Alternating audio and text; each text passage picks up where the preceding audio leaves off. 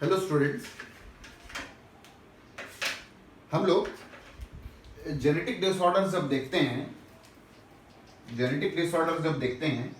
तो देखिए genetic disorders में हम लोग एक शॉर्ट क्या करते हैं, जेनेटिक डिसऑर्डर को हम लोग क्या करते हैं, डिवाइड कर देते दो भाग को। एक भाग बात कर लेते हैं अपन जीन डिसऑर्डर्स की, जहां हम टिपिकली म्यूटेशनल डिसऑर्डर और जेनेटिक डिसऑर्डर की बात करते हैं, और दूसरा हम बात कर लेते हैं क्रोमोसोमल डिसऑर्डर का, क्रोमोसोमल डिसऑर्डर्स का। क्लियर? देखिए क्रोमोसोमल डिसऑर्डर की जब हम लोग बात करते हैं तो क्रोमोसोमल डिसऑर्डर में हमको ध्यान रखनी चाहिए क्या क्या हो सकता है। क्रोमोसोमल डिसऑर्डर, क्रोमोसोम के नंबर डिसऑर्डर हो सकते हैं, नंबर का कम होना, ज्यादा होना, 45 होना, 47 होना, दोनों हो सकता है इंसान में। दूसरा क्रोमोसोम के स्ट्रक्चर में डिसऑर्डर हो सकता है, या क्रोमोसोम के सेट का अल्टरेशन हो सकता है। तीन चीजों पर हमारा ध्यान होता है। एक मैंने बोला क्रोमोसोम का नंबर डिसऑर्डर, दूसरा क्रोमोसोम के नंबर डिसऑर्डर को हम लोग एन्यूप्लॉइडी में पढ़ते हैं। क्रोमोसोम का स्ट्रक्चर डिसऑर्डर, क्रोमोसोम का स्ट्रक्चर डिसऑर्डर होता है, क्रोमोसोम का स्ट्रक्चरल डिसऑर्डर होता है, हम उसको क्रोमोसोमल एबरेशन बोलते हैं। पूरा ही स्ट्रक्चर ऑफ क्रोमोसोम अल्टर्ड हो जाएगा। क्लियर? और तीसरा होता है सेट अल्टरेशन, सेट पूरा इंक्रीज हो जाता है। तब एक हम जब बात करते हैं कि एडिशनल सेट जब आ जाते हैं वो पॉलीप्लॉइडी के अंतर्गत आते हैं। हम क्या करेंगे, पेज नंबर 90 और पेज नंबर 91 आपके 12th एनसीईआरटी का जो है, बेसिकली इन दो पन्नों में क्रोमोसोमल डिसऑर्डर जो है उनके बारे में देखते हैं कि हमको सवाल क्या क्या लिया जाता है, हमको याद क्या क्या रखना है। क्रोमोसोमल डिसऑर्डर के बेसिकली दो अलग अलग कॉजेज हैं, या तो प्रेजेंस या एब्सेंस ऑफ वन और मोर क्रोमोसोम हो सकता है, या तो basically abnormal arrangement of chromosome की बात करते हैं हम लोग। जब हम लोग बात करते हैं तो देखिए दो चीजें हमारे सामने उभर करके आती हैं। एक आती है एन्यूप्लॉइडी। एन्यूप्लॉइडी क्या है? देखिए ध्यान देंगे, कभी भी जब सेल डिवीजन के दौरान में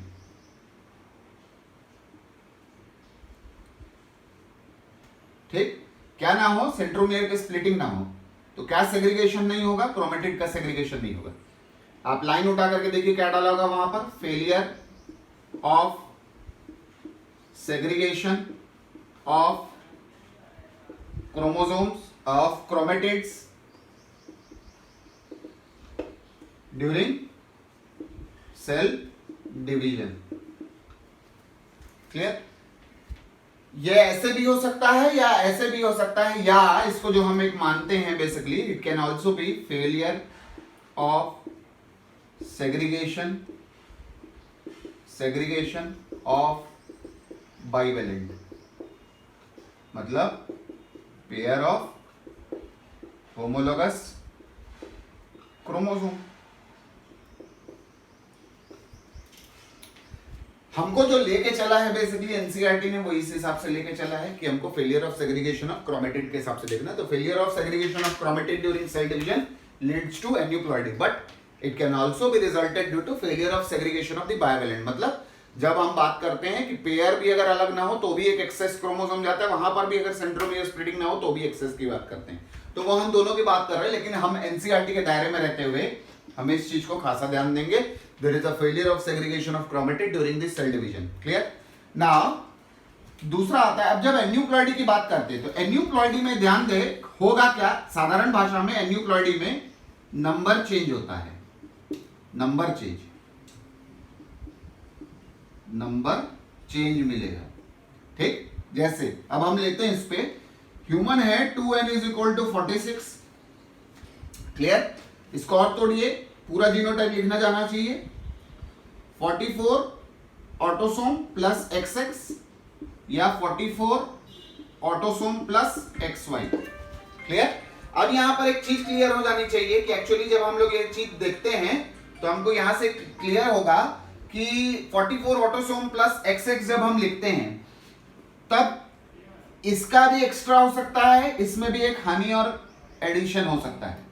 मतलब यहां पर भी प्रेजेंस या एब्सेंस की बात हो सकती है, यहां पर भी प्रेजेंस या एब्सेंस की बात हो सकती है। तो इसलिए ध्यान दें जब आप लिखते हैं तो यहाँ पर क्या होगा, अगर मान लीजिए यहाँ एक ऐड कर दूं या यहाँ एक ऐड कर दूं, तो आप क्या करेंगे, यहाँ पर एक ऐड करेंगे, मतलब वो हो जाएगा क्या 2n+1। 2n+1 is referred as the trisomy, तो ट्राइसोमी का न्यूक्लियोइड हो गई। माइनस भी कर सकता हूं यहां से भी और यहां से भी, मतलब ये खाली x हो सकता है, जैसे हम टर्मिनल में देखेंगे, दैट इज 2n-1। तो 2n+1 is your trisomy and then 2n-1 is your monosomy. Then मैं दो ऐड कर सकता हूं, वो एक पूरा जोड़ा ऐड हो जाए, तो 2n+2, 2n+2 is your tetrasomy and 2n-2, 2 minus 2 is 0, so that will become nullisomy। Clear? तो एन्यूप्लॉइडी जब पढ़ेंगे हम लोग तो हमको चार चीजें ध्यान देनी पड़ेगी। आपकी किताब में जो वहां पर बातें हैं, बेसिकली जो ध्यान रखने की बातें हैं, वो एक्चुअली वो यहाँ पर कहानी मेन है, ट्राइसोमी और मोनोसोमी को इंक्लूड किया गया है, इसलिए आपको क्रोमोसोम 47 और 45 होते हुए मिलेंगे। आप यहां पर करके देख लीजिए, 2n+1 वो अगर हुआ 46+1 तो यहाँ 47 हो जाता है, 2n-1 मतलब यहाँ पर 45 हो जाएगा total number of chromosome, 2n+2 मतलब ये बेसिकली कितना हो जाएगा, 46+2 48 हो जाएगा, और ये कितना हो जाएगा 44 हो जाएगा। ये मैं फिर से बोल रहा हूं, वो ऑटोसोम में भी हो सकता है, वो सेक्स क्रोमोसोम में भी हो सकता है। ठीक, जहां तक रहती है पॉलीप्लॉइडी की बात, तो पॉलीप्लॉइडी में ध्यान क्या रखने का होता है, पॉलीप्लॉइडी की जहां तक बातें रहती हैं,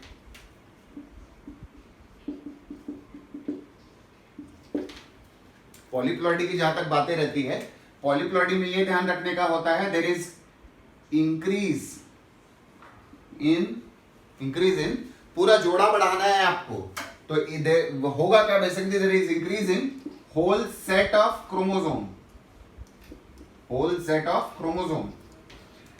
अब होल सेट ऑफ क्रोमोसोम को यदि आप बढ़ाएंगे तो ये कैसे बढ़ा, तो इसका कॉज याद रखिए, क्यों हुआ, तो वहां पर आपको बकायदा पेज नंबर 90 में लिखा हुआ मिलेगा, this is due to failure of cytokinesis after telophase stage of cell division. Clear है? नाउ पॉलीप्लॉइडियम मतलब यहां पर अगर आपके ऊपर ले लूं एक अनुमान मान के, तो 46 है, डबल कर दीजिए तो क्या होगा 92, डबल ऑफ दी सेट, पूरा सेट बढ़ाना है। तो कभी भी आपको 24 का 48 होता हुआ मिले, 12 का 24 होता हुआ मिले, जब सेट बढ़ता है तो polyploidy complete set increases polyploidy and number alteration is basically your aneuploidy. Now will come down to हम लोग को कॉमन एन्यूप्लॉइडी क्या क्या देखते हुए चलना है। कॉमन एन्यूप्लॉइडी जब हम लोग को देखते हुए चलना है बेसिकली, तो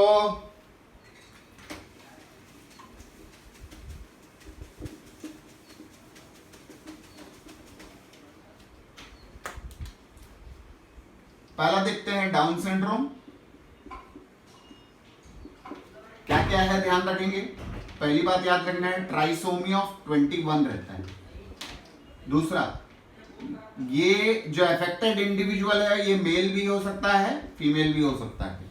तीसरा होगा क्या, 21 के ट्राइसोमी, मतलब ये एक्चुअली है 2n+1, मतलब हो गया टोटल नंबर ऑफ क्रोमोसोम कितना 47। 21वें पे ऐसा होगा कि हम लोग कहानी क्या देख रहे हैं, ये एक कहानी अगर आप देखेंगे, मतलब कहानी क्या जा रही, ये होना ऐसा था, कायदे से हो जाएगा क्या ऐसा, तो ये जो 21st पेयर रहेगा ये बेसिकली एडिशन 1 का हो जाएगा, 47 आ गया। अब यहां पर ध्यान दीजिए कि इसको लिखेंगे कैसे, तो 44 ऑटोसोम था, तो ये ध्यान दें ये है ऑटोसोमल एन्यूप्लॉइडी, तो कैसा होगा 45 ऑटोसोम प्लस XX या 45 ऑटोसोम प्लस XY। क्लियर? ये उसका जीनोटाइप होगा जिसको हमको एक्सप्रेस करना है ना। इस पर जो दूसरी चीज याद रखनी है बेसिकली वो ये है कि डाउन सिंड्रोम का पहला डिस्क्रिप्शन जो आया था ये सर लैंगडन डाउन ने दिया था। ये नाम याद रखना बिकॉज आजकल जेनेटिक्स में बेसिकली कुछ जो मैच द कॉलम बनते हैं उसमें कहीं साइंटिस्ट ओरिजिन या किसी की थ्योरी डिस्कवरी या किसी थ्योरी के डिस्क्रिप्शन का एक कहीं मैच द कॉलम रहता है, इसलिए इस नाम को एकदम ध्यान देते हुए चलें। Clear? Now coming down to the feature जब भी आप याद रखें, कद छोटा रखें, मतलब शॉर्ट स्टेचर रखें, शॉर्ट स्टेचर कर दे, कद छोटा होगा, ठीक, कद छोटा कर दे। दूसरा, मुंडी छोटी लेकिन गोल, स्मॉल राउंड हेड, तो कद छोटा होगा, मुंडी छोटी होगी, गोल होगा, चेहरा चौड़ा होगा, चपटा होगा, ब्रॉड फ्लैट फेस। देखिए 1991 में पेज नंबर 90 और 91 में जो भी आपको थ्योरी में डिस्क्रिप्शन, उसके साथ साथ आपको डायग्राम में क्या क्या दिया है वो भी याद रखना है। तो यहां ध्यान दें कि ये जो ब्रॉड फ्लैट फेस है ये आपको डायग्राम में लिखा हुआ मिलेगा। तीसरा, जबान बड़ी होगी और जबान में बहुत सारी झुर्रियां होंगी, जबान में बहुत सारी दरारें होंगी, तो बिग होगा, व्रिंकल्ड होगा, फिशर टंग होगा। जबान इतनी बड़ी हो जाएगी कि एक दिन मुंह बंद करना पूरी तरीके से नहीं हो पाएगा, इसलिए पार्शियली ओपन माउथ की बात आएगी। क्लियर है? बहुत बहुत इंपॉर्टेंट फीचर जो डाउन सिंड्रोम का होता है, that is a prominent palm creasing. ये बहुत इंपॉर्टेंट है। शॉर्ट स्टेचर होना बहुत इंपॉर्टेंट है, जबान बड़ी होना बड़ा इंपॉर्टेंट है, जिसमें बेसिकली फिशर टंग हो और पार्शियली ओपन माउथ हो, पाम क्रीजिंग हो, and then loops on the finger. ये बेसिकली प्रोमिनेंट, जो डायग्राम में आपको डिस्क्रिप्शन लिखा हुआ मिल जाएगा, basically the loops are very prominent on the fingertips। तो बेसिकली अगर बोले तो फिंगर टिप्स में there are many loops जो डायग्राम में डिस्क्राइब्ड है। apart from that there are increased incidences of congenital heart disease, ये भी यहाँ पर कहानी आ गई। Clear? now coming down to very one important is there will be the physical psychomotor and mental development, these are retarded। मतलब मंदबुद्धि, मतलब IQ लो होगा, मेंटली रिटार्डेड बच्चा होगा। क्लियर है? तो देखिए क्या क्या चीजें याद रखनी है डाउन सिंड्रोम में। Down syndrome is a trisomy of autosome, it is autosomal aneuploidy, it is a trisomy of 21st chromosome. Male female कुछ भी जेंडर हो सकता है, 2n+1 का आएगा, 47 हो जाएगा, 45 ऑटोसोम प्लस XX होगा। 45 ऑटोसोम प्लस XX मतलब इसके 22 जोड़े बनेंगे, तो 22 pair of autosome plus 1 plus XX ऐसा भी लिखा जा सकता है। इसलिए ऑप्शन देखते हुए चले। फीचर्स बड़े इंपॉर्टेंट है। शॉर्ट स्टेचर होता है, ठीक, बौने बौने रहेंगे, मुंडी छोटी होगी, गोल होगी, चेहरा चौड़ा होता है, चपटा होता है, मुंडी का पीछे वाला भाग भी बड़ा चपटा होता है, डायग्राम में डिस्क्रिप्शंस आपको मिल जाएंगे। जबान बड़ी होती है, जबान में बहुत सारी झुर्रियां आ जाएंगी, जबान जो है बहुत सारे व्रिंकल्ड होती हैं और जबान में बहुत सारे फरोज बनते हुए आपको मिलेंगे। और जबान इतनी बड़ी हो जाती है कि बेसिकली मुंह पूरा बंद नहीं हो पाता, इसलिए पार्शियली ओपन माउथ का एक फीचर मिलेगा। देन बेसिकली आपको पाम क्रीजिंग बड़ी प्रोमिनेंट मिलेगी। देन आपको फिंगर टिप्स पे लूप्स मिलेंगे जो कि बड़े प्रोमिनेंट रहते हैं, बहुत सारे लूप्स रहते हैं। And congenital heart disease, these are the common feature जो कि बेसिकली आपको किसमें मिलेगा, डाउन सिंड्रोम में मिलेगा। देन अगला डिसऑर्डर जो हम लोग लेते हैं दैट इज क्लाइनफेल्टर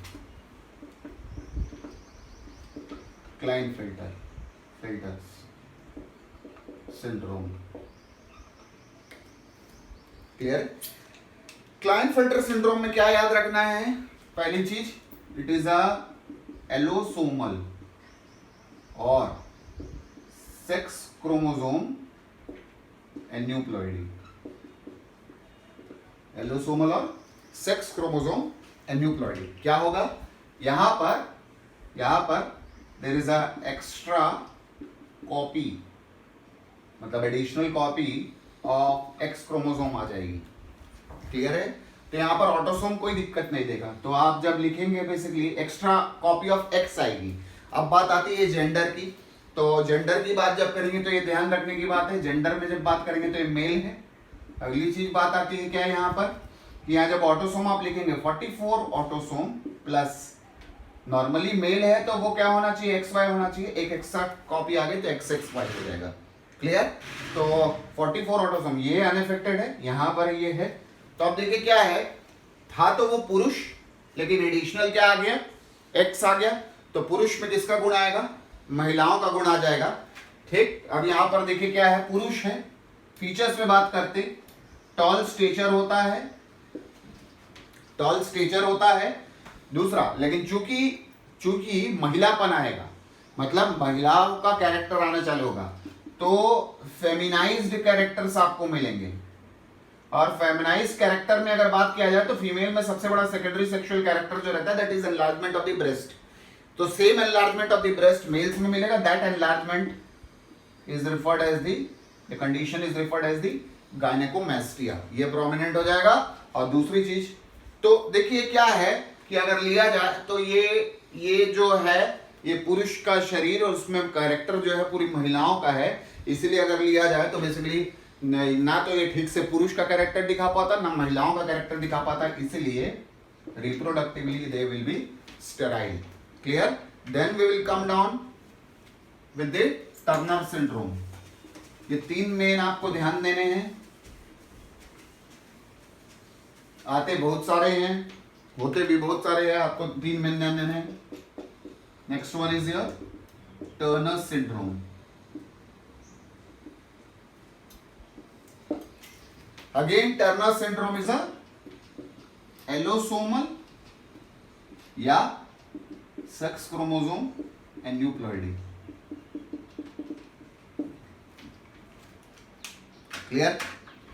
नाउ, तो टर्नर सिंड्रोम में अगर देखा जाए तो there is absence of X. तो one is due to extra copy of X, means additional X के प्रेजेंस से है, and one is due to absence of one of the normal X जो कि होना चाहिए वो भी एक्चुअली क्या हो जाता है, एब्सेंट हो जाता है वहां पर। तो ये टर्नर सिंड्रोम उसके कारण हो जाएगा। अब यहां पर अगर अपन बात करें टर्नर सिंड्रोम के साथ केस लेते हुए चले, तो टर्नर सिंड्रोम में देखिए क्या होगा।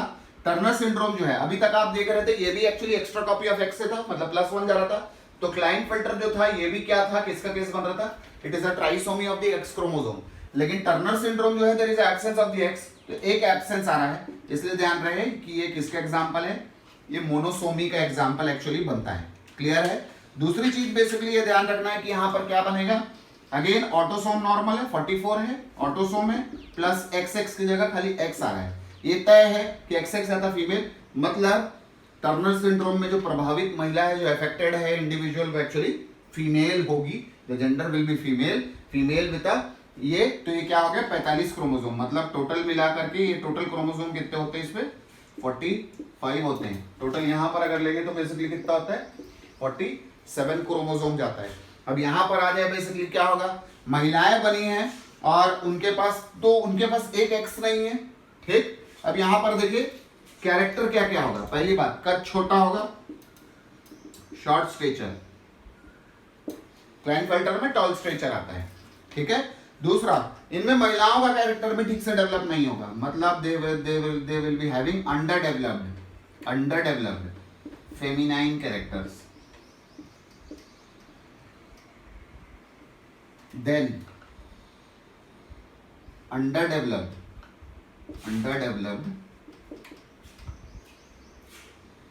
ओवरी, या यूं कहें स्पेसिफिकली मेंशन करें तो रूडिमेंट्री ओवरी।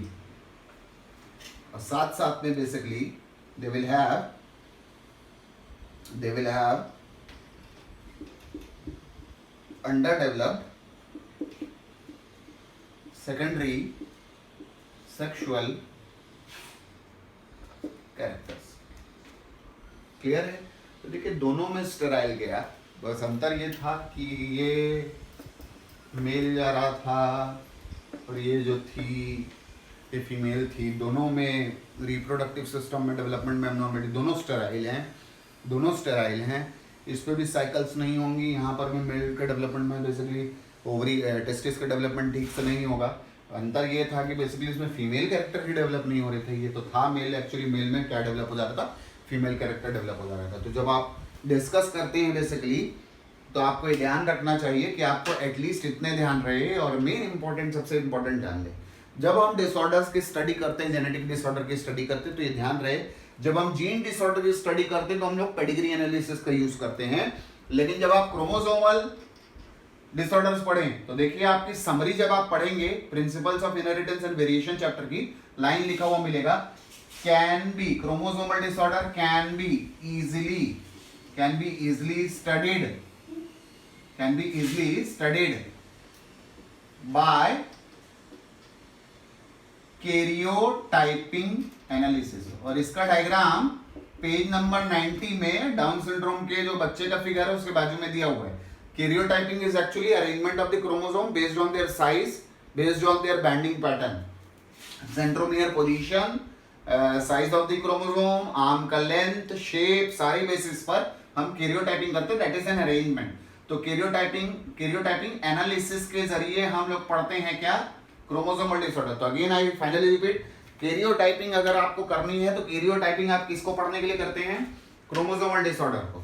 और जब आप पेडिग्री एनालिसिस करते हैं जहां पर आप जनरेशन बाय जनरेशन उस डिसीज के इनहेरिटेंस पैटर्न को समझते हैं, वो बेसिकली होता है किसके लिए, जीन डिसऑर्डर्स के लिए। तो इतना ध्यान रखना चाहिए आपको एटलीस्ट क्रोमोसोमल डिसऑर्डर के लिए। और ये साफ ध्यान रहे, chromosomal disorders are not included under the category of the Mendelian disorder. Mendelian disorder specifically the term apply to the genetic gene disorders, मतलब mutational disorder, mutational gene disorder की जो कैटेगरी रहती है वो मेंडेलियन डिसऑर्डर में लिए जाते हैं। क्रोमोसोमल डिसऑर्डर आर डिफरेंट, क्योंकि ये ध्यान रखे जो मेंडेलियन डिसऑर्डर्स होते हैं उनकी एक खासियत होती है कि वो आसानी से पेडिग्री एनालिसिस से पढ़े जा सकते हैं।